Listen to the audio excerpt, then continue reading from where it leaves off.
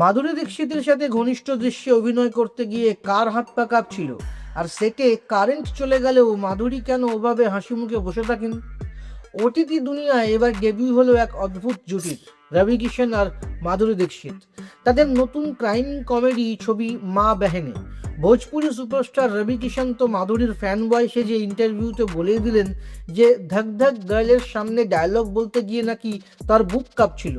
বিশেষ করে ছবিতে তাদের কিছু ইমোশনাল আর ঘনিষ্ঠ দৃশ্য আছে, যা করতে গিয়ে রবি কিষণের রীতিমতো ঘাম ছুটে গেছে। তবে রবিবাবু মাধুরীর প্রশংসায় পঞ্চমুখ, কারণ সেটে নাকি যতই কাদা বৃষ্টি হোক বা কারেন্ট চলে যাক, মাধুরী দীক্ষিত সবসময় মিষ্টি হেসে অল ইজ ওয়েল মোডে থাকেন। এমনকি রবি কিষণ সেটে লেট করে আসলেও মাধুরী নাকি রেগে না গিয়ে হাসি মুখে অপেক্ষা করতেন।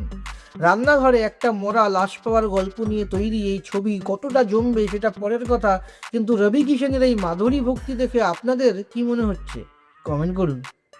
আপনার নিজের জন্য বা নিজের ব্যবসার জন্য পার্সোনাল বা বিজনেস ওয়েবসাইট তৈরি করতে চান, অথবা তৈরি করতে চান আধুনিক মোবাইল অ্যাপ, কোথায় যোগাযোগ করবেন, কিভাবে শুরু করবেন বুঝতে পারছেন না? যোগাযোগ করুন নিচে দেওয়া ফোন নাম্বারে। আপনার সমস্ত প্রশ্নের উত্তর পাবেন এখানেই।